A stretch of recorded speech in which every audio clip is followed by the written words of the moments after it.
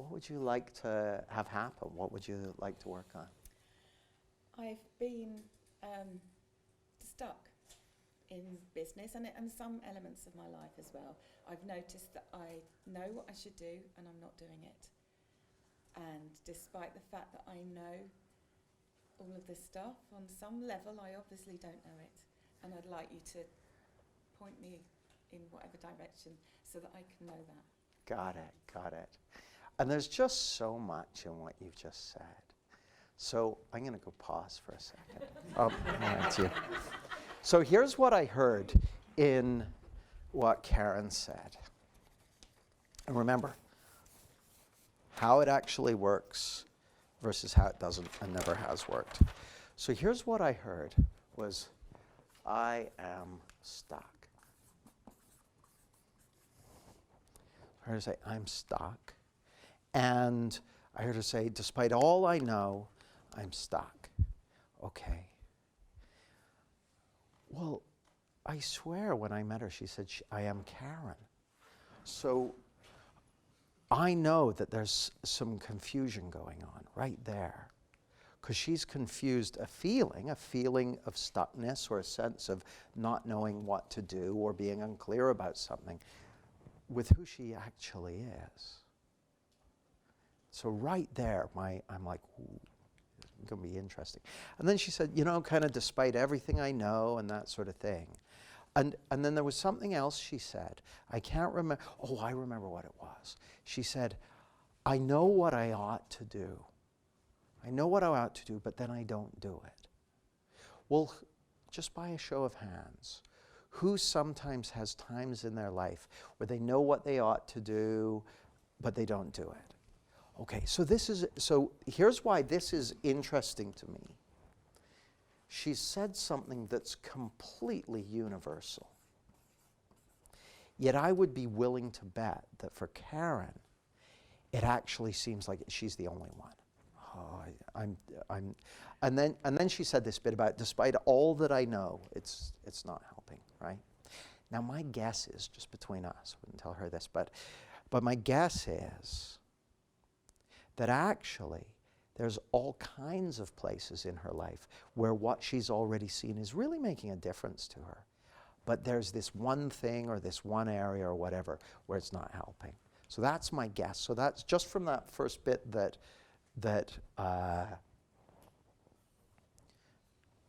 Karen said, I know what I should do. But I don't do it. Or I know what I shouldn't do, but I keep doing it. Those are universals. And so just listening to her, I can hear all this going on. Now, here's the other thing. What I'm hearing her say, all of it is in this domain. Should, shouldn't, good, bad, I know what the right things to do, and no, don't know, all these things. They're all human-made things. And I know that with all that stuff going on, Karen has lost sight of or has something she could see more about how it works. So that's kind of where I'm starting. So what I'm wanting to know more about now, and this was just the first, so as you can see, there are all kind of places I could go with that. But I want to go with, what am I curious about? And what I'm curious about is, Karen's made this claim that she is stuck. I want to find out, how does she know that? So I'm going to ask her. So Karen, you said that you feel stuck. How do you know? Because I'm not doing things. I'm doing lots of things, but I'm not doing the things that I want to do. Oh, no, it may not even be that. I'm not doing some things. I got a level with you. I'm not doing some things too. In fact, if I'm being completely honest, Karen, I'm not doing most things. Because there's an infinite number of things in just one me, so I'm doing a relatively limited number of things, to be fair.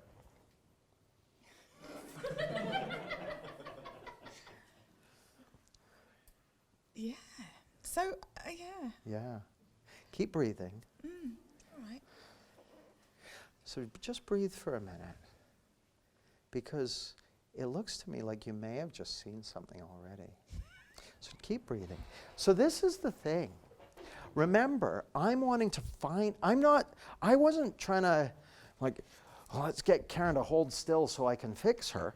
I'm trying to find out, how does her world hang together? How's she making sense of this? So she's made this set of assertions. I am stuck, and I know what I should do, and I'm not doing it, and I know this stuff, but it's not helping me, and blah, blah, blah. So she's told me a story for about a minute or something. She's told me this story. So I'm like, okay, well, that's an interesting set of sounds you've made with your mouth. Let's find out what that's made of. Let's find out what. So I want to be able to understand Karen's world as well as she does, at least in this domain. So she said, I am stuck. I'm like, oh, okay. Well, how do you know? How do you know? So I ask her, how do you know she's stuck? And then, there we are. So what are you noticing, Karen? I'm doing loads of things. All the time. You mentioned that. Yeah. And I suppose I would rather do some things than others. And I'm a bit disappointed in myself that I'm either avoiding them or I don't believe that I can do them, or I don't know. I don't know what it is that's... I know that it's my experience and all of that stuff, but I can't see it. I can't see what it is exactly. Well, help me.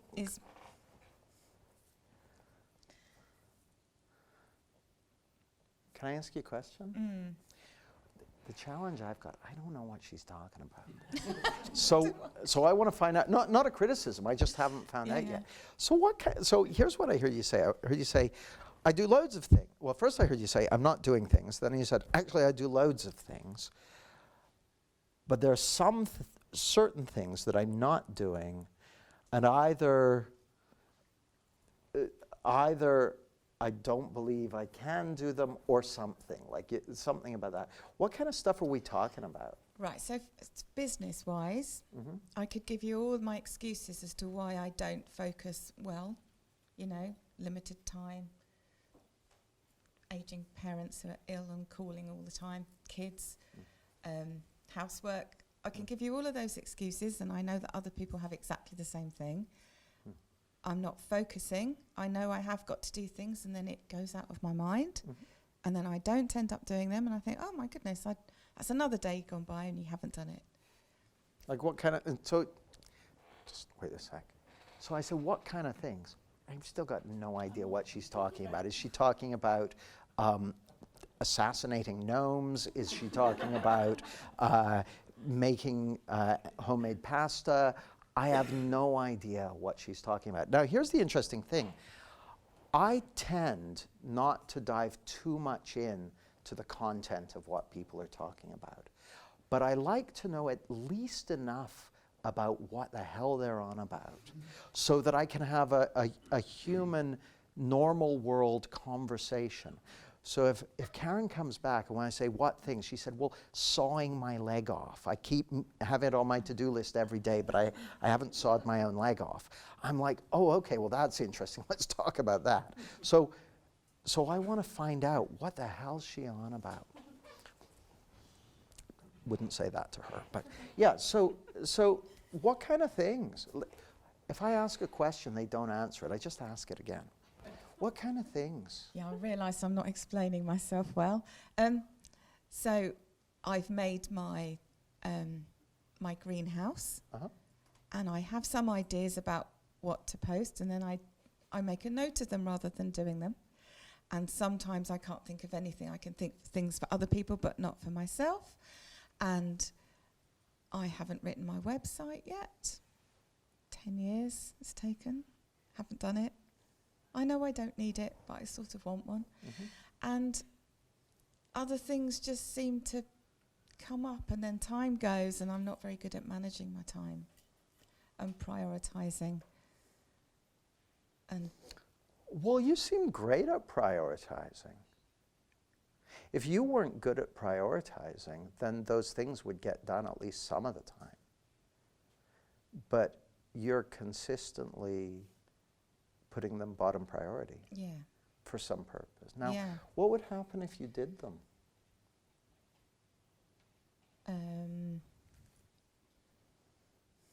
They'd be done, and I'd be quite happy about that. There would be more to do. It wouldn't end there. You know, once I've started doing things in my Facebook group, I'd have to do more of it. So I know it's not a one-hit thing, and I know that websites need to be refreshed, and I know it's not a one thing. And I'm not aware of being scared of anything, particularly. Okay, cool. I'm going to talk to them and then I'll come back to you in a second. So,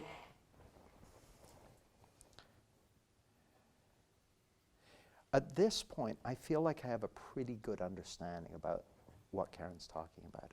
So I'm going to ask her sort of the question I asked at the beginning, which is, what would you like to have happen? So I'll do a fancy version of it, but it'll be basically that. So Karen, if I could wave a magic wand and you have things the way you want it to be in this regard, so this stuck perception has changed, how would you know the magic wand had worked? I'd have a website up and running. I'd be branded as a coach instead of a hypnotherapist. I'd be seeing 5 people a week, and mainly on Zoom. Okay. And how would you know you were taking steps towards that? I'd be creating the content for the website. I'd be speaking to people, which is what I do, and I do that already. That's how I get clients and referrals, but I haven't been apart from chatting to people, I'm not very proactive. I don't do much marketing or any marketing. And how's it going? Well, not as well as it could be. I go through periods of, great busyness and then nothing, because I'm not stacking the pipeline. And then I don't manage my time very well, so the whole household goes to shit. And then I have to catch up, and then I think, oh crikey, now I've got not enough clients and I need more money. I should have done something. I know, I said should. But it would have been useful if I'd been cultivating some more interest rather than just hoping for it to appear. Got it. Well, that makes sense to me. So if I were to kind of do some magical coaching intervention this afternoon, and you suddenly realize that you no longer feel stuck, how would you know this afternoon that this has worked? I think I'd know what I was going to be doing on tomorrow morning. I'd know what I was going to be doing. I'd have a plan. I'd ring fence the time.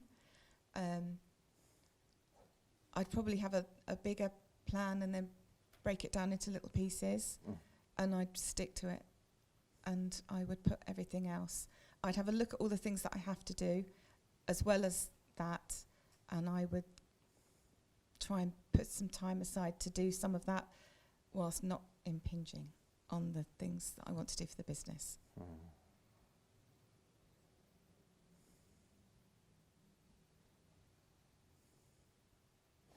I'm just thinking.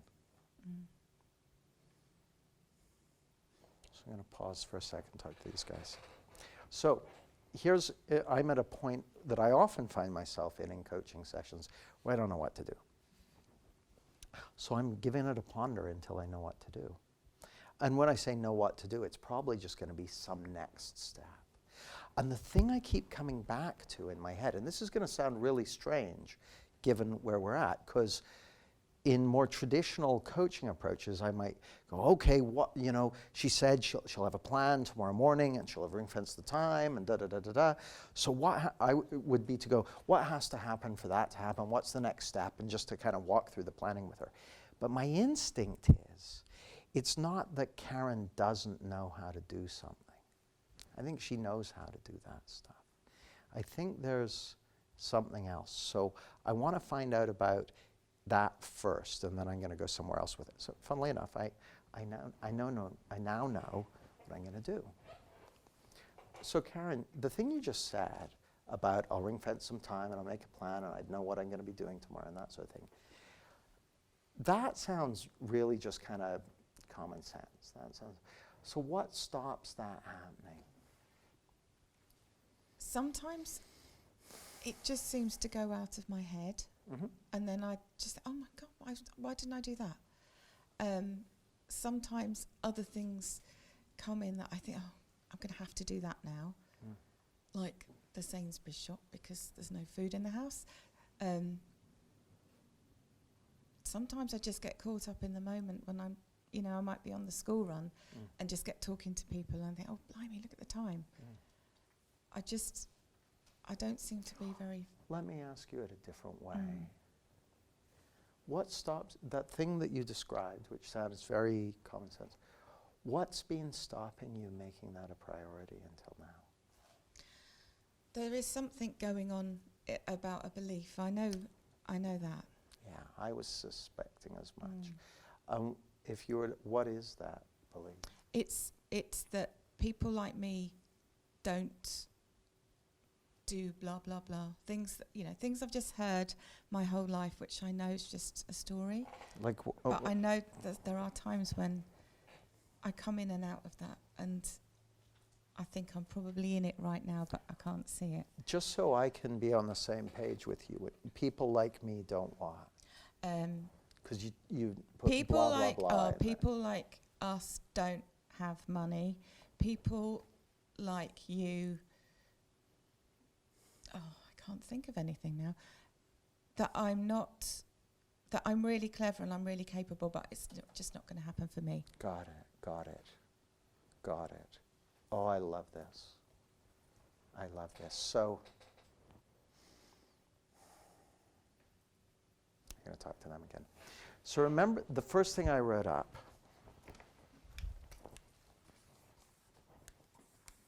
so there's a phenomenon, and the phenomenon is this. So say your name. I am, and then your name. Yeah. Now, you know that sense of I amness? That feeling of, yes, I am Bob, or whatever your name is. Well, that sense of I amness is consciousness. It's the feeling of being. And the nature of consciousness is it illuminates whatever we shine it on. So it's sort of like going, I am. The am is kind of like an equal sign, sort of like going, I equals stuck. Now, in the course of a day, Karen might go, I am Karen, I am a mom, I am busy, I am a hypnotherapist, I am tired, I am happy, I am hungry, better go do the Sainsbury's shop. There are thousands of I ams that she'll, and all of us will put on the right-hand side of that equation. And in those moments, it can seem like that's who we are, on some level, that our very being is stuck or happy or angry or sad or poor or wealthy or whatever. But actually, who you really are is that I amness, that consciousness, that light of awareness that illuminates our entire existence. So when Karen was talking about people like me don't this, that, or the other, that's a confusion about who she is. See, Karen, in those moments, thinks that who she is a personality and the kind of people she's like and where she comes from and her upbringing and her qualities and all that sort of stuff. But that's not who you really are. Who you really are is that one consciousness that illuminates that stuff. And that's why we can say 1 minute, I am happy. It's like, oh, nice to meet you, happy. The next minute, I am sad. Like, because the stuff on this side of the equation is a total variable, right? It changes from 1 minute to the next, from one day to the next. I am stuck, I am happy, I am a man, I am a woman, I am peaceful, I am tired, I am happy, I am energized, whatever.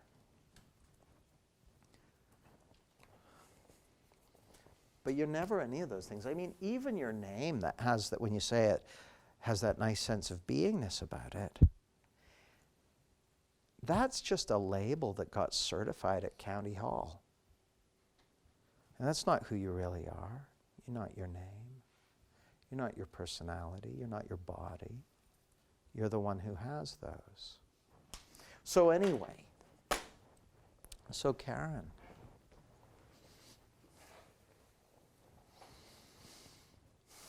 that thing you said about people like me don't this, that, or the other, how would you know if that were not true?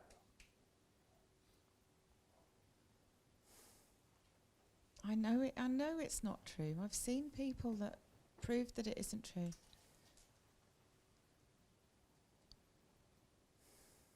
So I don't know why this echo of it is lingering. Well, here's the funny thing. The issue isn't that the echo of it is lingering. The issue is that when you feel those feelings, it seems like they're telling you about what kind of person you are. Mm. And your feelings don't know anything about that. Your feelings know about the goggles you're wearing in any moment and nothing else.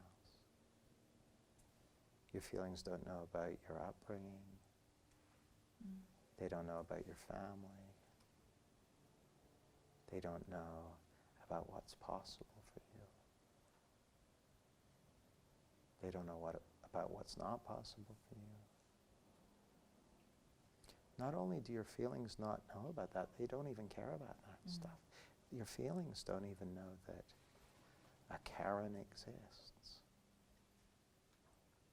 Your feelings are just going, letting you know about thought in the moment, the principle of thought that's creating your perceptual reality.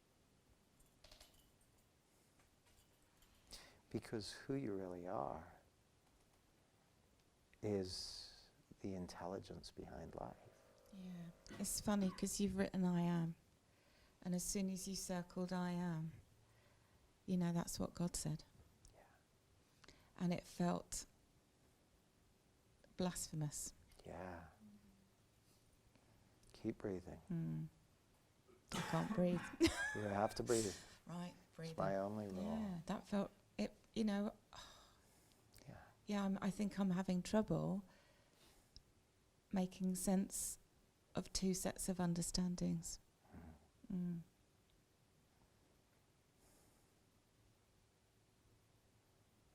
And I get that when Jesus was on the cross and he was saying, you know, my God, my Father, why have you forsaken me? Because he was experiencing the separation from God at that point, and that was the worst thing that he could ever experience, you know, more than the beating and the dying. And that really was the lesson, as well as I get that bit. What do you get about that? I get the fact that Jesus is God. I know that. It says that in the Bible. It says that, therefore I'm going to take it. And yet he felt separated from God at that moment, and that was the bit he couldn't handle.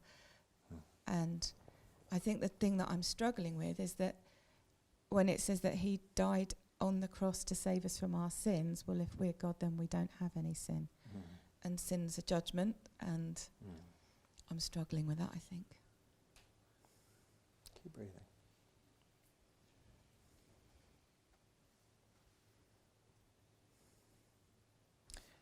There's another New Testament line where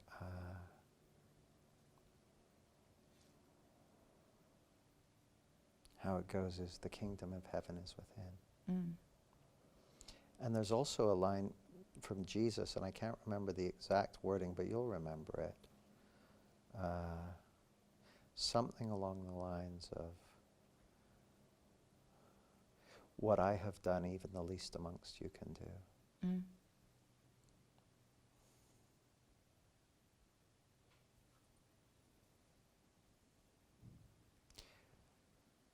Keep breathing.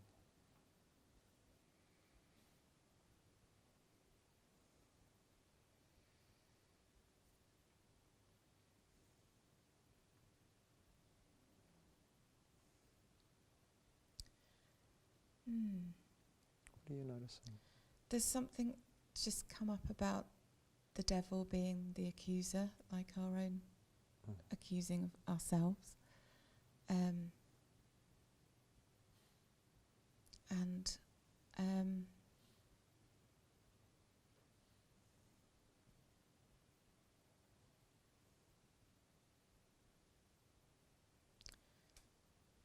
I don't know, I'll stop breathing then, so that must be something. Something to do with our experience of, I think it's all right to experience life and to have an experience of separation for the sake of it, you know, and that God can't know himself unless there's an external, you know, that, do you know what I'm saying? Yeah. Yeah, I think this whole,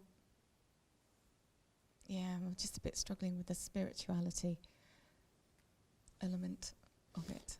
Which bit? Because you know that. What's?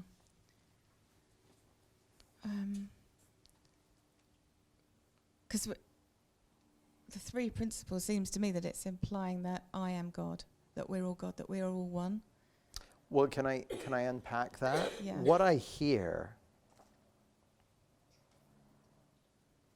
I heard Sid Banks say on a recording once, he said, God I am, but I am not God. And what I took from that is like, there's a way in which a droplet of water, you drop it in the ocean, it is part of the ocean. And the ocean is the totality. So there's a way in which God you are, but you're not God. Like you're not the intelligence and wisdom behind life. But the essence of who you are, yeah, that is. But it's not saying your personality is God. It's not saying, you know, my fashion sense is God. It's saying as I see it anyway,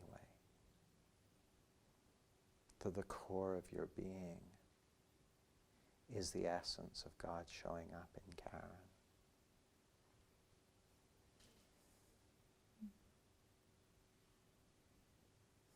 Now, is that the of I understand what you've said, or is that the of that makes sense, or is that the of blasphemer, I will be preparing the instruments shortly? No, I'm okay with that.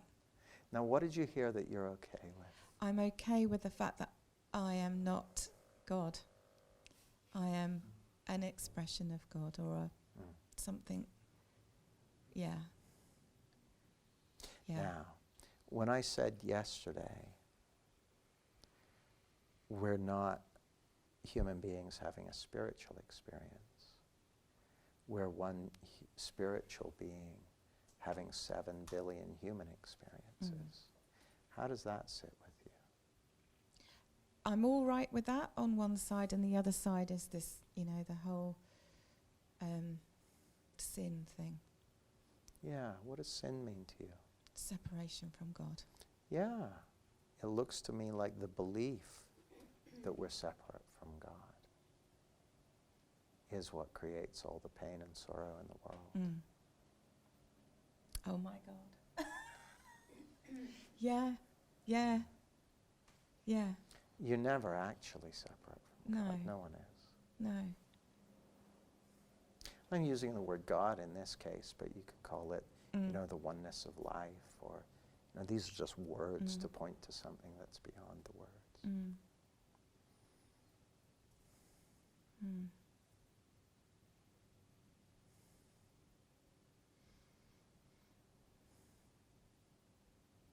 Yeah. I think I had some made up stuff about sin. I think you did, yeah.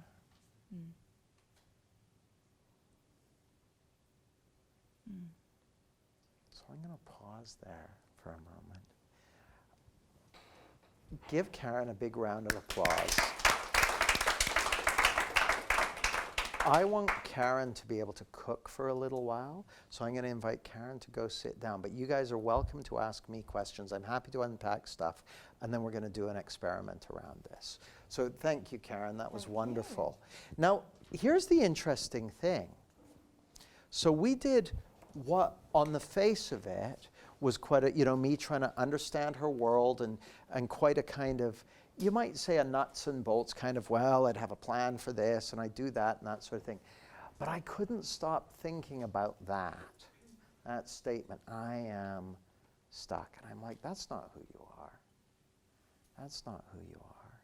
You may sometimes feel stuck, just like you may sometimes feel giggly, but that's not who you are. And so I go back with that. And then we get into a whole God, Jesus, more religious piece, starting off with blasphemy, which is, I know for people who look at it like that, that's serious. You don't want to mess around with that kind of thing. So I always, with my client, I always want to be super respectful of how they're seeing reality, about how, I want to, going back to calibration, connection, education, I want to be earning the right to be in connection with them and educate, rather than say, oh, well, that's not how I see it. Blasphemy, fortunately, it's not 1600s anymore, so we don't have to worry about that. Well, no, that's not going to build connection. That's not going to, I want to acknowledge and respect however they're seeing the world, because I know that if I do, we can find our way into connection, and insights that will make sense of all of this will show up. So any questions for me around that? Martine? Public disclosure, sometimes I cheat on you. Can you say that again, Martine? Sometimes I cheat on you. I listen to other 3D teachers. Oh, feel free. And there's this big thing about the divine intelligence within us. And then when it occurs to you to do something, then you do it. And if it doesn't occur, just wait for the inspiration to come. What's the difference between waiting for that inspiration to come and get unstuck and procrastination? Well, I personally, I don't say, you won't hear me say that really to anyone. So you'll have to go ask the people who have been saying that to you. You don't ask me, because to me, I don't really sit around waiting for inspiration. I crack on and I do stuff. Now, here's the thing that makes sense to me. I don't know stuff till I know it. So for instance, if there's some aspect of my life or my work or anything where I'm like, I know there's something I need to do around this, but I don't know what it is yet.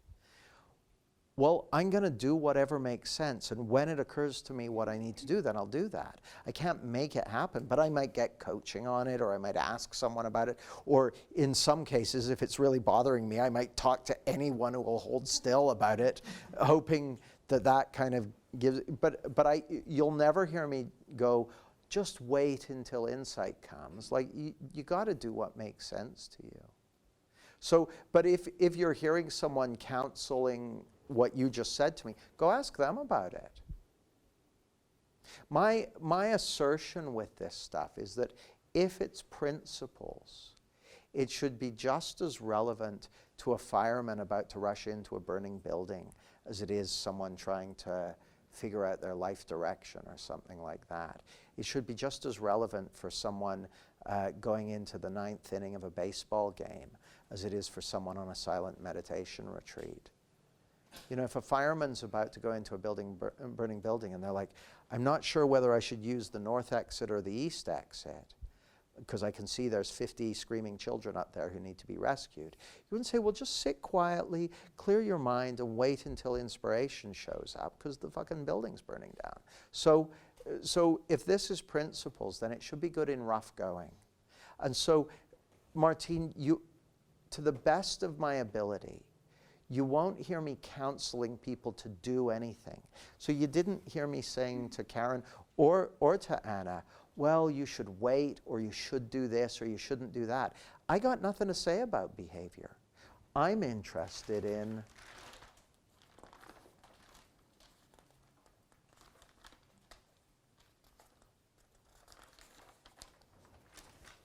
how it already actually works versus how it doesn't and never has worked. Okay? So the two things I know for sure. Number one, we're living in the experience of thought in the moment. It works inside out 100% of the time. I know that, 100%. Number two, I know that who you really are is that intelligent wisdom, that divine intelligence that you described. That's who you really are. Who you really are is not this physical body or this personality or this collection of thoughts and ideas. Who you really are is the intelligence behind life. And if that's who you really are, and I say it is, then you'll be able to figure out whatever you need to figure out. And so the thing that happened for Anna after our session, I didn't tell her to do that. I didn't say, well, wait and maybe your mind will clear. I just did the piece of work and said, go about your business.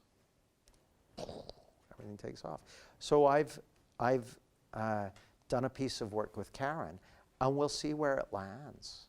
You know, I don't know what's going to happen. I haven't given her anything to do.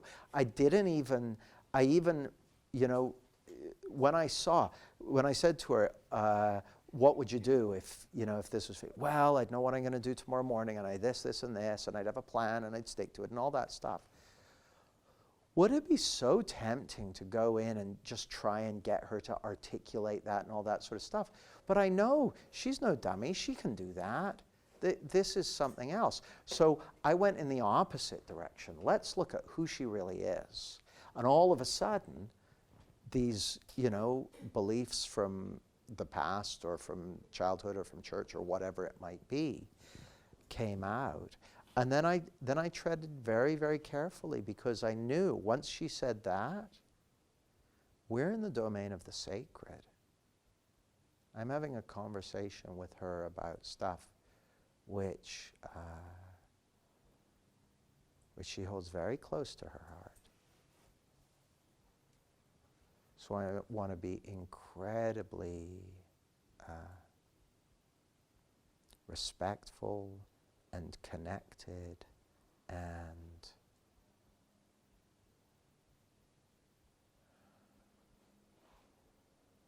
gentle, you could say, in how I deal with that.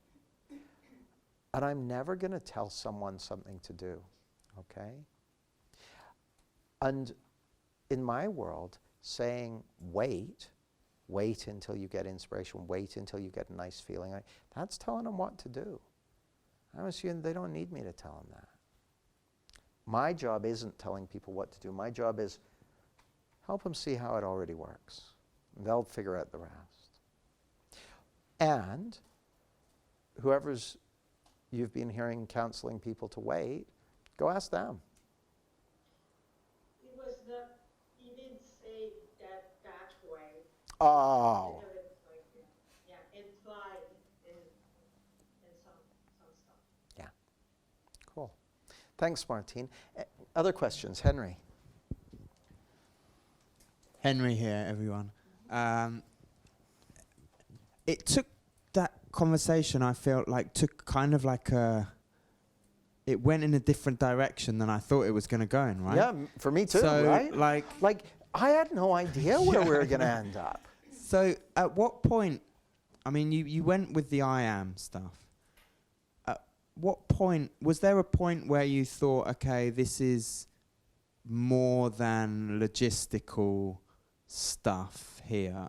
Oh yeah, in the Was first it minute. in the straight away? Yeah, in the first minute. And Karen even said something about, there being a belief or something. I can't remember what it was, but right in the first minute there was something there.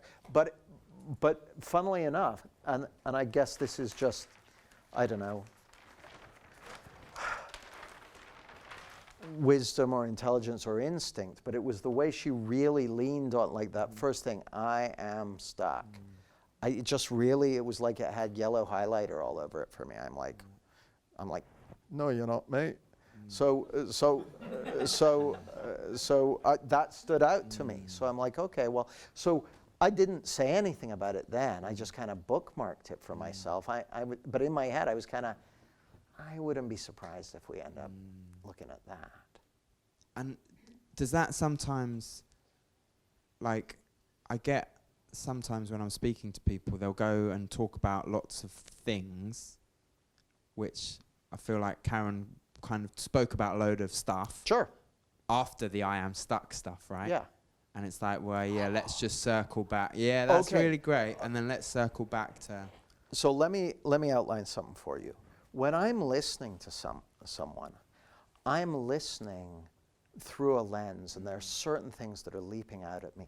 So that's one of them, who you really are, because my whole focus is on who you really are and where your experience comes from. So anything that's around there is going to be very sticky for me.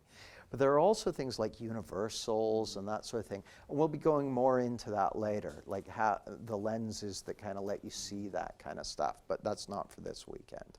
But yeah, Cool. so yeah, but this is really interesting because Karen said a lot of stuff that would be quite easy to get kind of involved in. Yeah.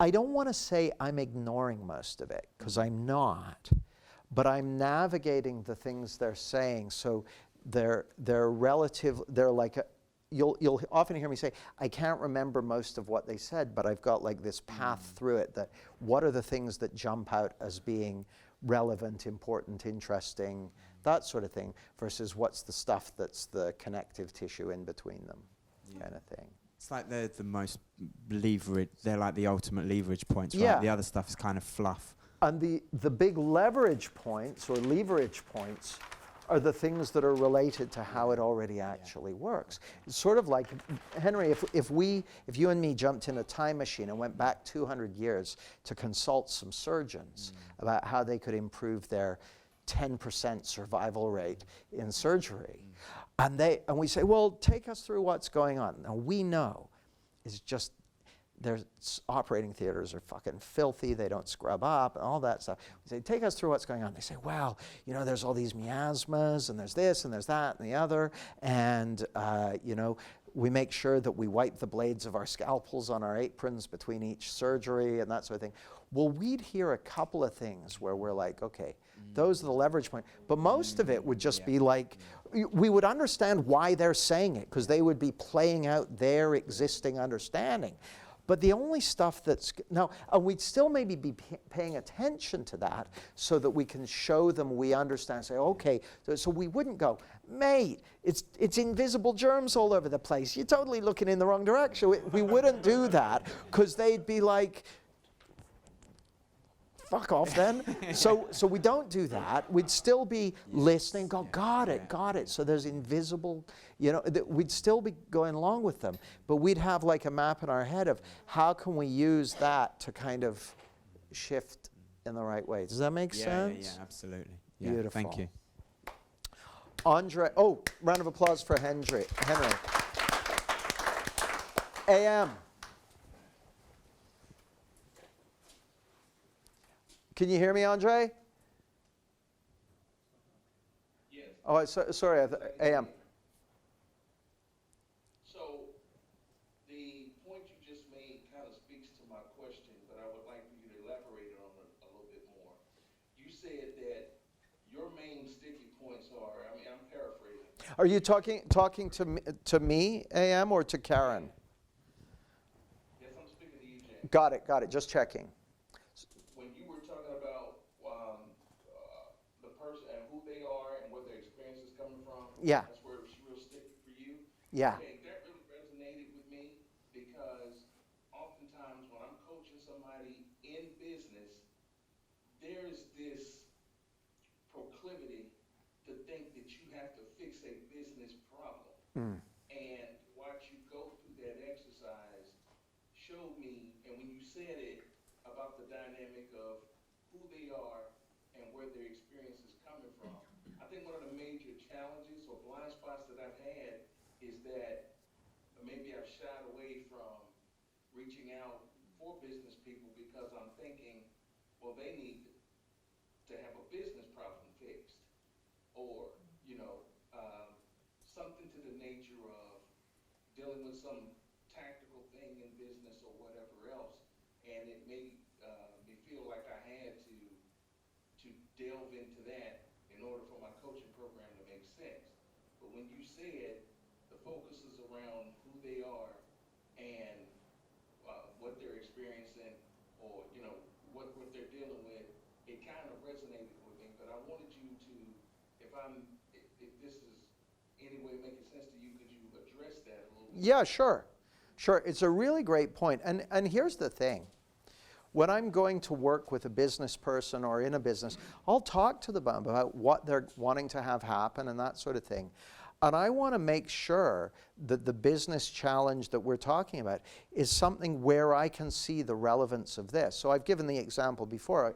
A guy who I've worked with many times brought me into his business because he wanted to help solving a particular problem. And his diagnosis had been that if his team had a better understanding of these principles, so I'd already done an intensive with him and it made a huge difference. He thought, you know what, if my team had an understanding of these principles, then they would be able to accomplish things they hadn't been accomplishing. So I looked at his situation and he mapped out everyone's roles and that sort of thing. I looked at it and I realized, no, he needed a project manager. He had a role missing from his company. So I said, look, in my opinion, that's what he needed. He didn't need more training for his existing staff. He needed someone to do that role. Now, my assertion is that every business problem is going to be receptive, you could say. It's going to be helped. Because the issue isn't that people have business challenges. People all over the world every day of the week have business challenges. The issue is they either don't know how to solve them or don't see how their perception of the situation is creating them in the first place. And so with Karen, we could have described that as a business challenge. How do I, motivate myself and focus and prioritize and all that sort of stuff? But I'm assuming that actually she either knows how to do that or can find the appropriate approach. Like, that's not a complicated thing she described. The issue is there's something getting in her way. So I'll give you another example. The guy, I think I mentioned him yesterday, a guy who had hired me because he'd created a multi-million-dollar business, but and had been running it for a number of years, but wanted it to take it to the next level. So he hires me to work with him. We do some amazing work, and then he's asking me about, how would you approach this, and what would you do for that, and that sort of thing. And I'm like, dude, you've created a multi-million-dollar business off an insight that you had. Let's point you back at the source of what creates multi-million-dollar businesses, because you already have that, and you already know, you're already connected to that.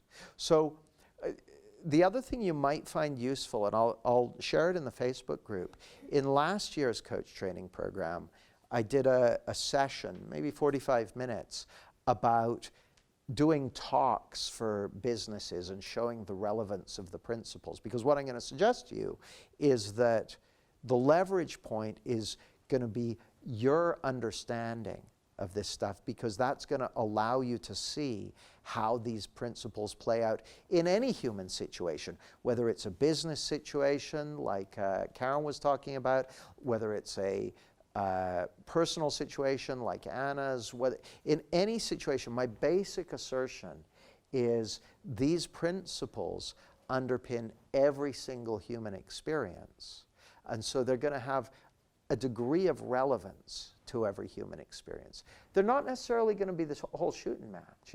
If I go, hey, you know what, I'm going on a trip to China next month. I'd really love to be able to speak Chinese when I get there. It's probably going to be more useful for me to go on a rapid language learning course than it is to go and deepen my understanding of the principles. However, my ability to learn language quickly is going to be heightened by a better understanding of the principles. Does that make sense? Right on. Great. Go ahead. Thank you. No, I was just going to say that when you said having that talk, like you're really creating an awareness about how these principles work around every human experience. That was the gap. That was the missing gap, because then an individual can hear that and say, well, you know what? Let me see how that relates into my business. Let me see how that relates into my health. And so it's really about promoting and talking about how these principles work, having an understanding enough to be able to do that. And through sharing that information, people are gravitating and saying, hey, I have this situation and I believe that getting clarity in this area could help me. So that becomes the attractive factor, if you will, to it, just by being able to demonstrate your understanding of how the principles work. You got it, AM. Right on. Thank you. So much. You're welcome. Karen, do you have anything to report at this point? Okay, so Karen, if you could just stand up. Yeah, so I feel very different. I feel that I've realised that I do plenty of things, and that's just a question of just doing other things. That's nice. That's very nice, actually. I feel quite light about things. Things are just things, aren't they? And I do loads of them all the time. And the God thing is, I've been able to, I don't know what the word is. I had the word earlier and it's gone because I'm off my head. But I've been able to reconcile my belief with the principles. And I had this thing about, Jesus dying for our sins, and so that we don't have to take the punishment. And I've always thought of the punishment being after we die. And I've realised that he's just taking the separation and saying, look, this is what will happen. If you insist on being separate from God, this is how it is. And he demonstrated that to us. And if people decide to not do that, and to carry on being separate and think that they're something that they're not, then that's up to them. But it's not necessarily going to be much fun. Well, and it's something that we're each going to experience, from time to time. We go outside, and kind of brings us back to what we were talking about yesterday, your separation from God, from love, is the hardest work in this world. That's, even the word God is just a metaphor to point at something that's beyond words, beyond description. And as are the principles. The principles are a way of talking about something that's before talk, something that's before experience, something that's giving rise to our perception. So, and the other thing that I thought of was that sin is the Spanish for without, isn't it? oh, is it? Yeah, Yeah. of course it is. Yeah. The Spanish for without. Yeah. Beautiful. Thank you, Karen. Thank you. Now, here's the interesting thing. We might have thought, if we'd put our heads together before the session, we might have thought to tell Karen a bunch of that stuff. But the cool thing about a subtractive understanding is the person's going to have the insights and realizations that they need, that fit with who they are in their life. And it looks to me like the thing that creates the illusion of separation is the belief that we're feeling something other than thought in the moment. You know, we're walking around in this thought-generated perceptual reality. It genuinely seems to us like we're looking out through our eyes at a world out there, when actually what we're experiencing every moment of our lives is a thought-generated illusion. And the truth of who you really are is that you're the one who's generating that. You are that power, not only that's giving rise to all that you can see, hear, feel, smell, taste, and touch, but you're also the one who's experiencing it.